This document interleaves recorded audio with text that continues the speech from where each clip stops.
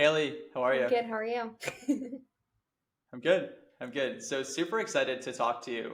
Haley and I met back at an event I spoke at probably a month or so ago Yep. through a mutual friend, and something really cool. She just turned 22, and I think for everyone listening who is thinking, I'm too young to go do my own thing, or I have to go accomplish all of these things first. I think what Haley brings to the table here is a complete different mindset, and I'll let her share more of her background before I dive too deep into it. Yes. Well, thanks for having me. I'm really excited. Um, yeah, so I'm just turned 22. And I guess like I've always kind of had something that was a little different than like all of my friends. Like I've always just feel like my brain has been wired to think in like a business format. Like as little as I could remember, I was like in elementary school making like arts and crafts on like and posting YouTube videos about it and like selling arts and crafts on YouTube in like elementary school. So I don't know, I've always had something that was a little different, but yeah, so I did a bunch of like little things like that. And then when I got to high school, I worked at Target for like 3 months, and then I was scared to ever do that again. I was like, this cannot be life. There's absolutely no way. So I quit Target, and at the time I was doing UGC full time, and then I created like an agency, turned that into like I was doing like 20, 30K a month off the agency. And then graduated high school and then started Airbnb, and now I do Airbnb full time. I do arbitrage. I have 57 units, and combination with like building a personal brand and doing social media. But that's what I do full time now.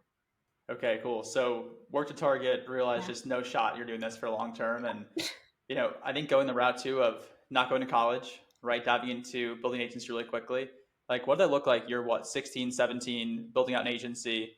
Like, what was that like in terms of getting clients, driving demand? Like, what was that experience like? Yeah, it was interesting because whenever you're like emailing people, no one really knows how old you are. So it kind of was like worked in my favor because it's not like I was walking into a job or like doing an interview. I was just like approaching them with my offer essentially through email. So like I feel like age was not such a hurdle as it is now when I'm doing Airbnb. I feel like it's more of a hurdle now because I'm so young.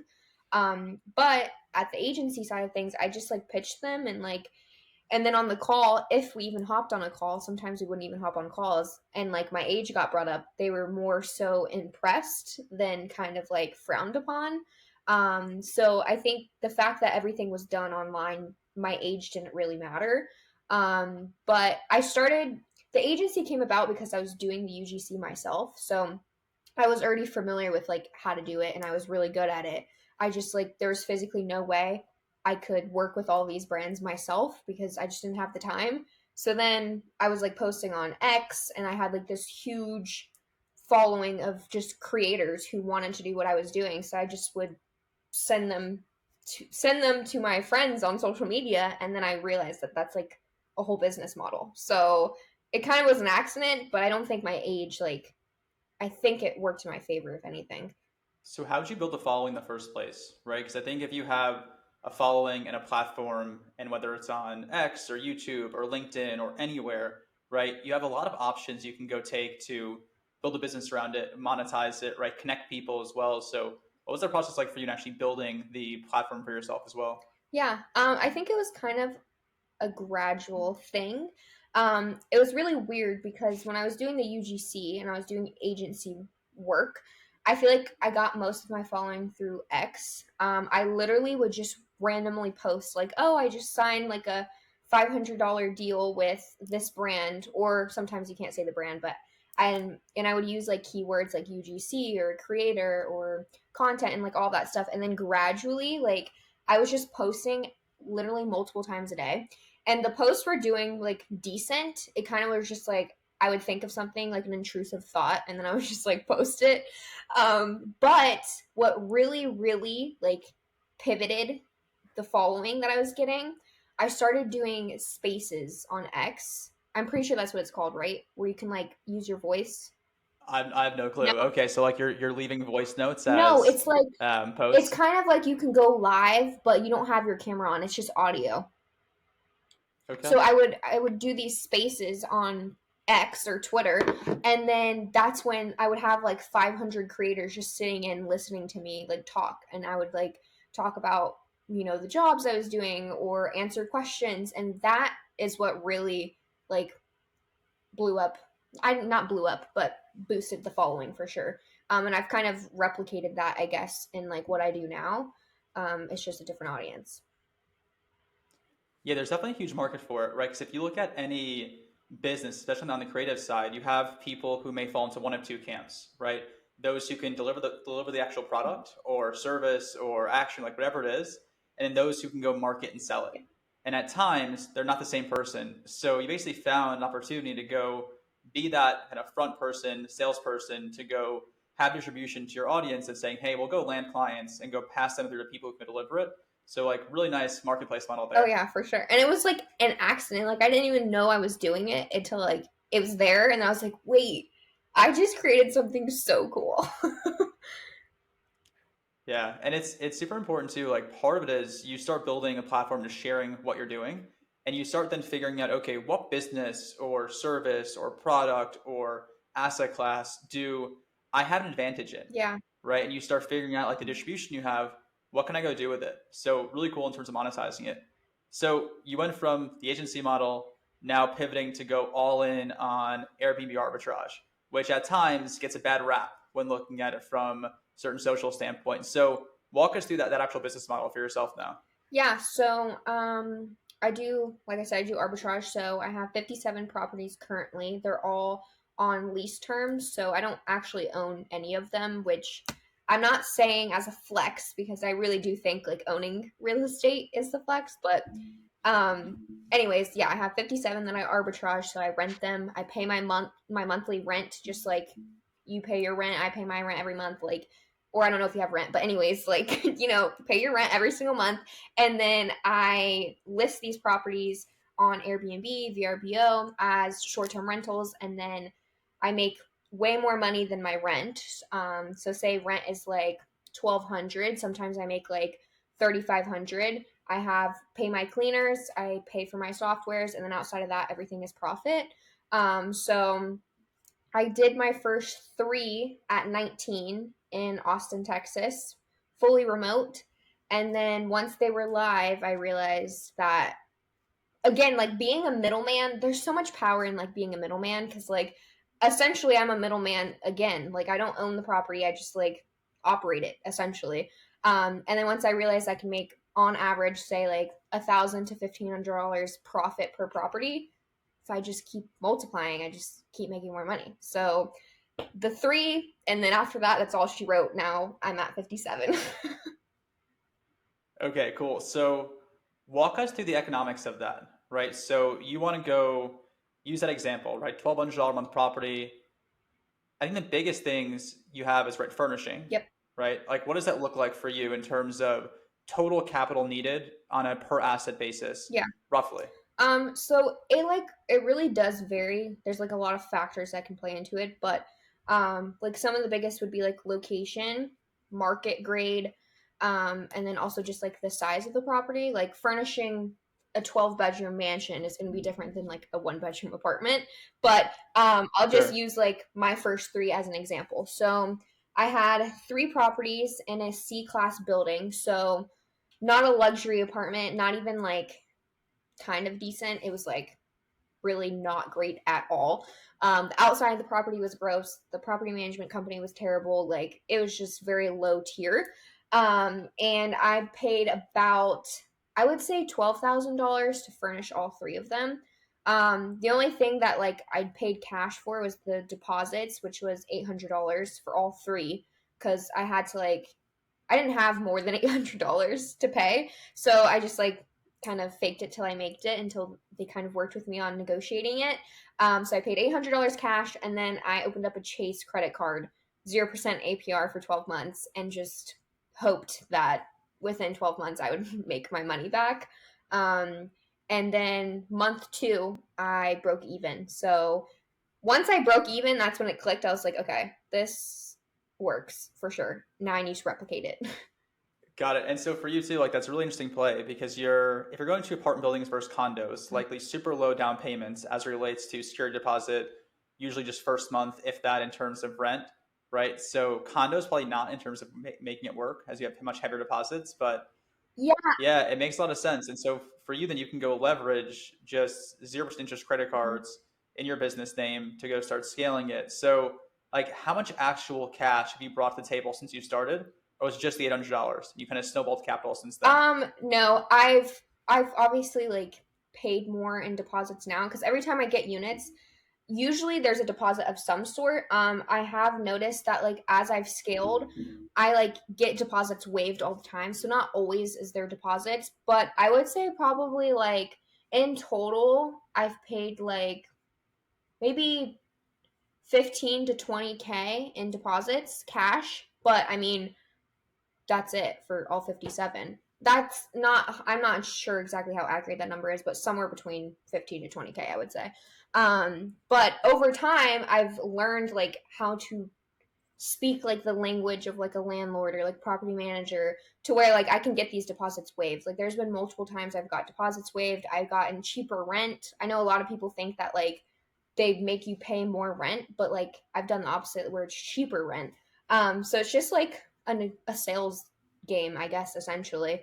But I've done that much in about deposits, and then every single time I get units, I still use credit cards to fund them. Nothing has changed.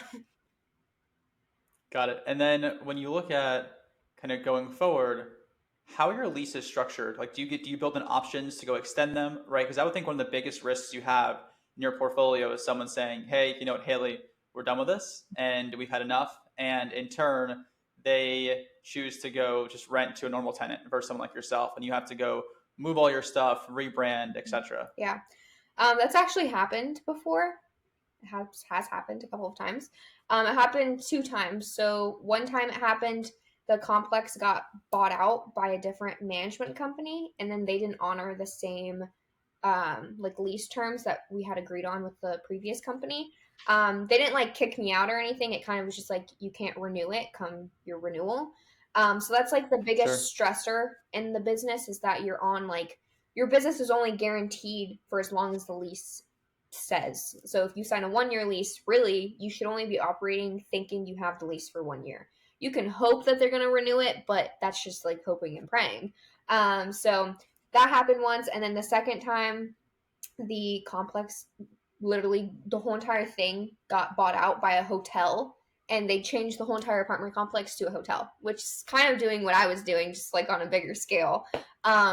But yeah, it definitely happens. And then in terms of like anything protection wise, there's only so much you can do. You are operating on a lease.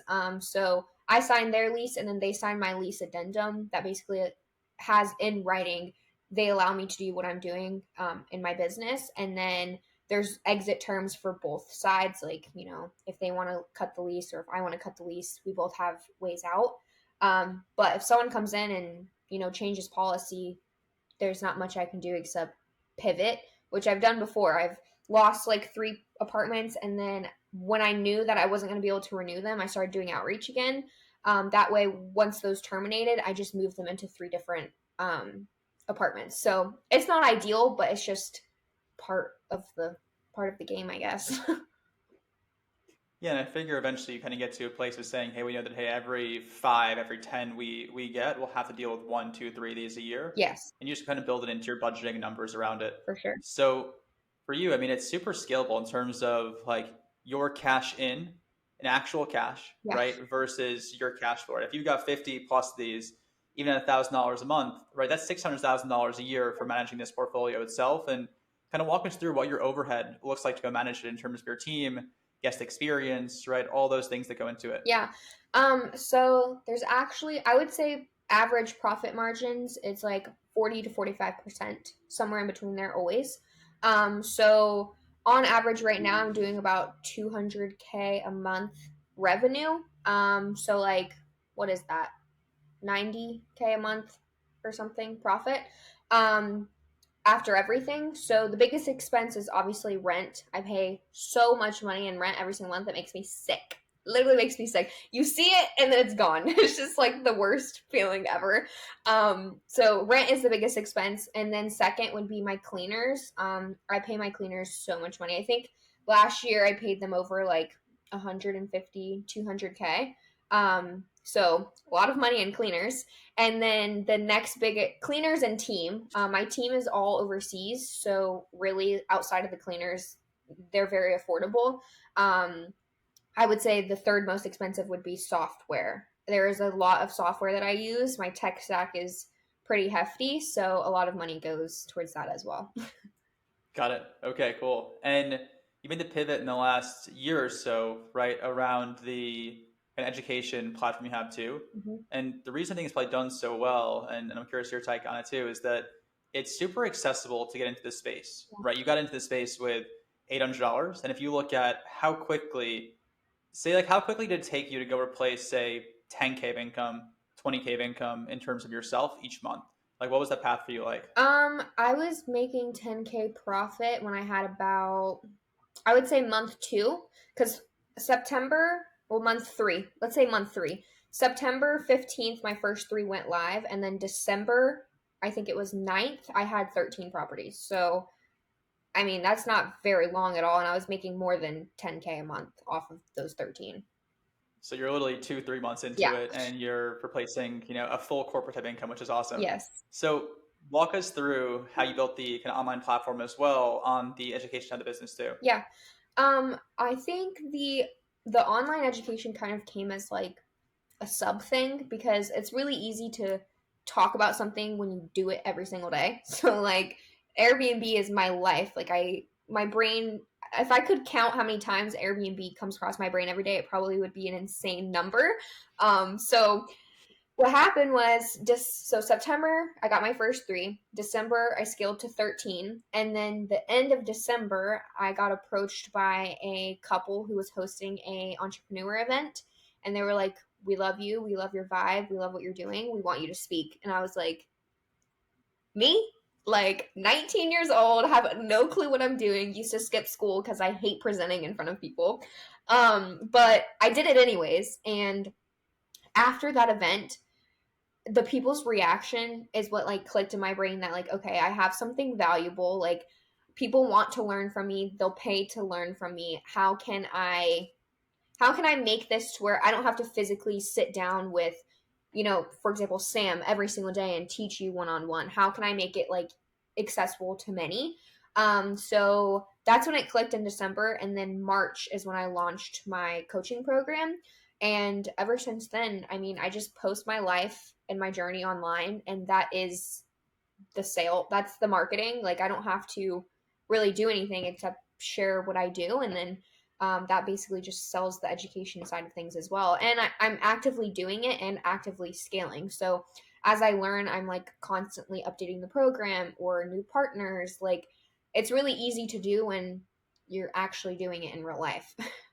Yeah, it's super smart too, because I'm sure what you see in your education platform too is that it helps with distribution, right, for different things you're getting involved in now, right? So, like, how has that changed your business, both from a cash flow perspective, right, to potentially scale bigger more quickly, but also from a connections and people and distribution perspective as well? Yeah, I would say it's helped in every aspect. Obviously, I still don't make I still make more money doing Airbnb than I do on the coaching, which I know is controversial. There's a lot of people who make more on the coaching, which I would love to because I mean, why not? It's just an additional source of income. So money wise, it's been great because I have extra cash. Like, I mean, this is basically all profit on the course side because there's what I'm paying for Kajabi once a month. I'm not running ads currently, so it's just all just profit. So that also helps with like cash reserves. If knock on wood, anything were to happen, I have liquid cash, which I didn't have in the beginning. But it's also helped with just like networking in general. Like I've been able to partner with so many of these brands that I'm already using and that I love to like not only help make my business better by like, sometimes they give me deals since I use them and talk about them. And then also like I get to add value to the program to the students. Like if I get a partnership with them, they're adding value to the program, which then makes the students their higher chances of succeeding. So I would say all around, it's just been beneficial. And it's really cool to be like intertwined with the industry on both sides. Like I do it physically, and then also I have this powerful community that brands see the value in and want to leverage as well. So it's full circle, really. Yeah, that's awesome. So, what's next for you in terms of as you're building and growing, and you're super young, and you're looking to go scale? Like, what do you want to go do next? I think it's a great question. I don't know, honestly. Like, there's a lot of things I see myself doing, which I think is really interesting too, because that's what I plan to continue like sharing my journey. Is like I am so young. I'm probably not gonna do Airbnb for the rest of my life. Let's be real. Like it's just probably not gonna happen. So I think it's interesting too that I can take my audience like on the journey of just navigating life. Like there's people who start over in their 30s. Like I'm sure in the next 2 years I'm gonna be doing who knows what. But what I do see myself doing, I have really enjoyed the hospitality side of things. Like I wasn't expecting to like it as much as I do. So I would love to stay in that realm of things. So I could see myself either doing like something boutique hotel style. I would love to like rehab something. It just sounds so fun to me. Like, I don't know, rehab, just like go in there and like break stuff and like decorate it and all that stuff. And then also like do the hosting or property development. I would love, love, love that. Like build like a group of 12 townhomes or a little apartment complex. I don't know. I can see myself going one of two ways: boutique hotel, property development, but still in real estate of some sort. I just don't know which way. Yeah, the boutique hotel stuff has gotten a ton of popularity recently too. A Yeah. really good friend of mine too, who does it too, Tim. He just built not built, but I'd say taking it from completely nothing to a total gut rebrand in right outside of Palm Springs and Idlewild, Ooh. like a whole cabin complex. They made like a whole lifestyle resort too, Wow. which, at least in my opinion, is going to blow up in a huge way. Yeah. That's awesome. I would love to do that. Like, because it's like we kind of have an advantage because we do Airbnb already. So they're not the same, but they're similar, where like there's some middle ground. So I feel like that would be, and you get to like create a mini hotel. Like, that's so cool. I don't know. I want to do that so bad.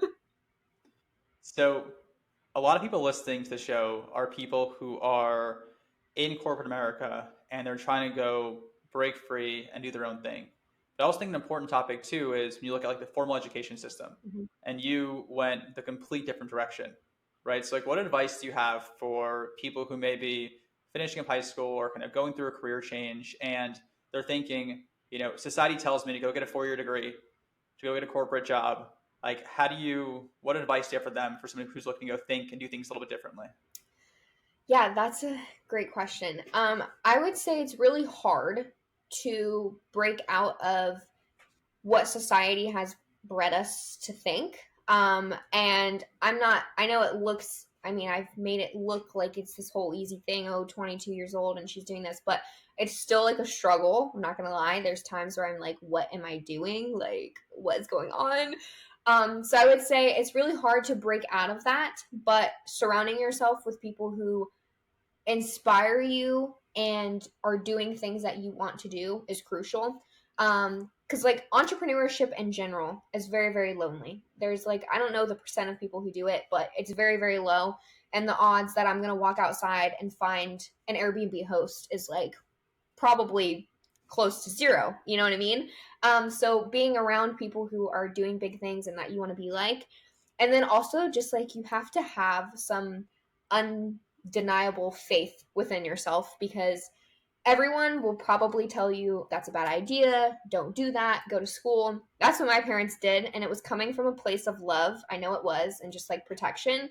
But when you have like your parents who you lean into the most, who you care about their opinions probably the most out of everyone's, and they're telling you that's a bad idea, it's probably not going to work, just go to college. Obviously, you think that you should believe them and like just listen to them, but just have to have faith in yourself that if other people are doing it, they're no different than you. Like, they're half these people are not geniuses. I always say if we do an IQ test, I'm probably on the borderline of not very smart. So I didn't like come up with this idea. I just saw other people doing it and realized that if they can do it, I can do it too. So have faith and just do it anyways. And the worst thing that can happen is it doesn't work. And then you try something else or you try again. Like, but it's better to know if it doesn't work than to never try, and then you'll never know. So it's okay to try. Yeah, it's a great point, right? So many people are going to people for advice who are in different positions than they want to be. Yep. Like I know I dealt with it a ton too when I was in a VP level corporate job, right? Great salary, great package, great opportunity, much younger relatively than everyone else. And you're saying, hey, I'm going to go do my own thing and go leave all this that you built. And you're talking to someone who's, 10, 15, 20 years older than you, and they've worked so long to get to that position. They're like, what are you doing? Yeah. But it's also important too to think about, what do you want your overall life to go look like? And what are you going to be doing for that period of time? So you have to go find people who are in that position already and go talk to them, right? Get advice from people who have put themselves in a position that you want to get to, right? Rather than just Yeah. talking to anyone around you. That's one thing I find interesting about college too is like a lot of people are so quick to throw money at going to college, but like you're sitting in there learning from a professor who teaches college students. What do they actually have? Which I'm sure I'm not, discrediting that. I'm sure it's a hard job, but like if you're going to school to become, I don't know, a business owner, you're taking a business class from someone who doesn't even have a business, most likely. So a lot of people are quick to throw like 100. Imagine if you threw, I don't know how much average college is, but let's just say 100K. Imagine if you threw 100K into learning things that you wanted to do from people who were doing it, or investing it in yourself, or taking, classes on how to publicly speak, or how to do, I don't know, money management, time management. You would make so much money. Like, but people are so afraid to invest in like non-traditional education things, but really like that's where I'm sure you would make so much more money. I had a professor in college, and I went to business school, did marketing, and I had an entrepreneurship teacher who, nice guy, he had a PhD. He had never worked for himself ever, and you're teaching entrepreneurship, like, really, come on. It's crazy. And yeah, it's so bad because that was one of the highest level courses they had in the school. And like that's who you're getting before you have to go think about building your own thing from someone who just has never done it. Yeah. There are a few professors though, like who, and I have friends who actually do this as well in terms of adjunct, who have made it and they love teaching. Yeah. Right? Like my corporate boss, actually, I worked for him 3 times. He wants to go back and teach in schools at times, As like right? a Which is really passion cool. thing. He's so for Yeah. sure. Like he's someone who's like, these people need someone who's actually done something with their life that doesn't teach them to go collect a paycheck, Yes. right? And it's so important to go have those people and get exposure to it. I think we're going to see more and more people shift away from this traditional college route of, hey, pay 6 figures, go into massive debt, take these super generic classes. Like in my opinion, I think college is great if you want to become a doctor Yes. or a lawyer or an accountant, 100%. or you want to go like a certain trade route, like a plumber or an electrician, right? You want to have a certain skill set. Otherwise, go into sales if you want to go learn entrepreneurship, go start a business and go fail, or go, work under someone who's doing something you want to go do. Yeah.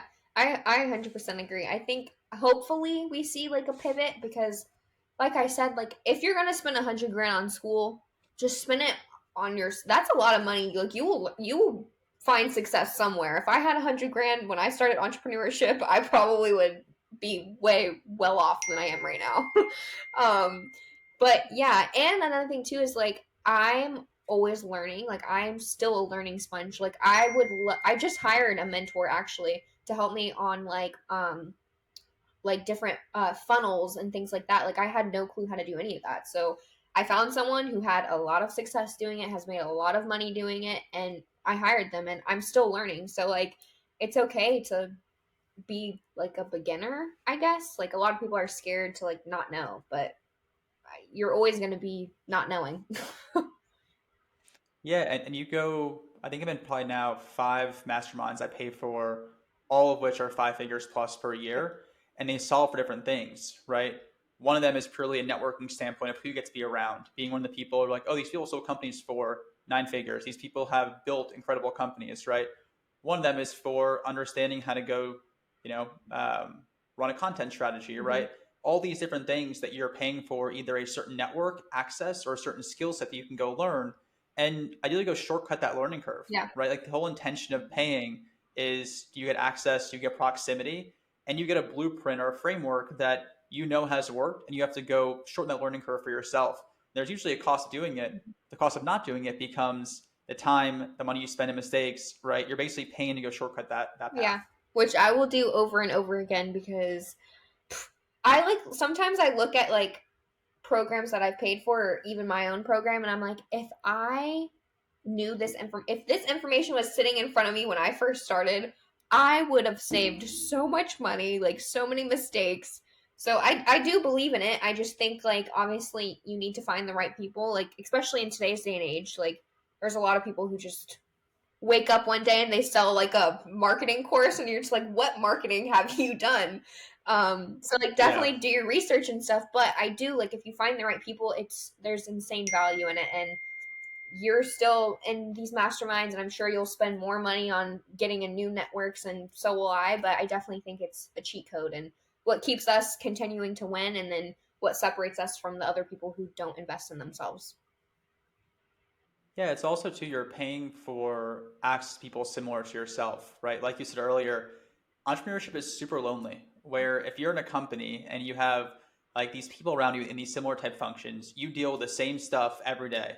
When you're an entrepreneur, like you deal with tons of different things on a daily basis, especially when you're first starting out, Yeah. right? I'm sure as your business grows, I saw it myself too, where there are certain roles that I did early on that I'm not good at, right? People that are way better than myself can do them. I am doing things below my hourly rate. I'm doing things I'm not competent in, but you need to go bridge that gap of getting from 0 to 1. You can go start bringing in those right people to go own those certain things for you, Yeah. right? And you need to have people around you who have been there, you can go relate to, right? Have those conversations with, as it's tough to go deal with. And it's like a very unlinear path that you take in terms of your growth. Yeah. And still, like every day looks different. Like every day, I feel like entrepreneurship, there's a problem every day. So people are like, oh, it's so amazing. I don't know if maybe I'm doing it wrong, but everyone I've talked to, there is some stuff hitting the fan every single day. And it could be the most random. It's like, oh, your website stops working. I don't know how to build websites. Like, I just woke up and now it's not working. What am I supposed to do?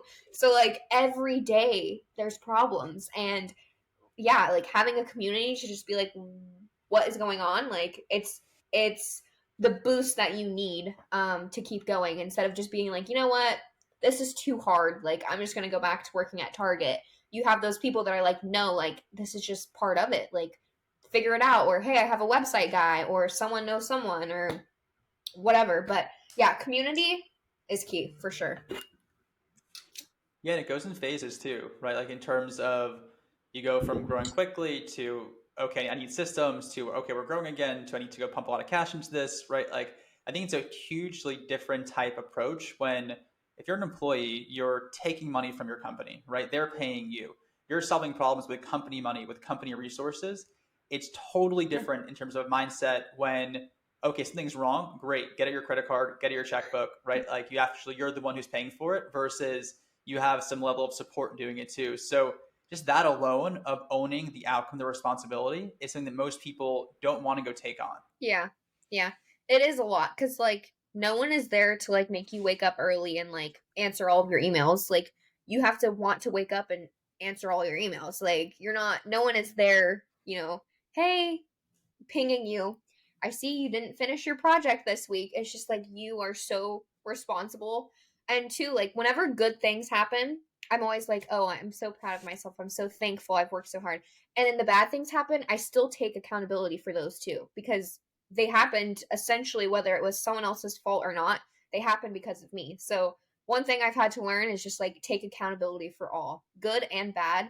And then like I don't know, I just feel like that's helped me like grow a lot is just taking accountability for everything and just yeah, putting it on me essentially. And then I feel like every time I've done that, I've learned something or I've pushed myself to be better or I've implemented a new strategy.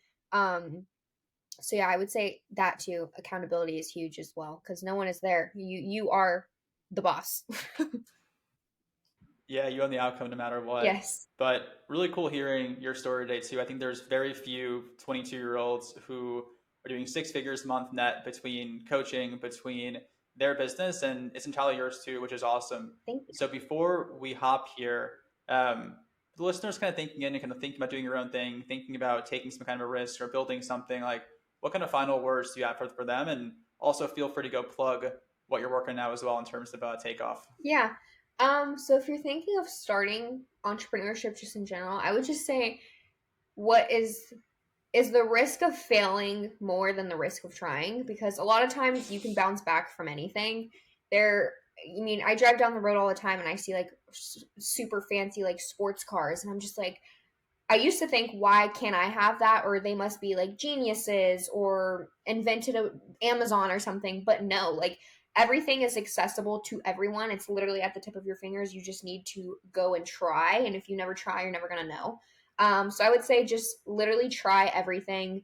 Obviously take, calculated risk, but sometimes being a little risky doesn't hurt. You end up in pretty cool places. So yeah, be risky. And if you fail, but you still learn something. And then in terms of where you guys can find me, you can find me on any of my social medias. It's Hailie Marie on all of my platforms: Instagram, TikTok, YouTube. But if you want to learn arbitrage, I do have Airbnb Takeoff, which is the mentorship program with me. And that is at hailiemarie.com as well. So yeah. Cool. Hailie, thanks for coming on. Thank you.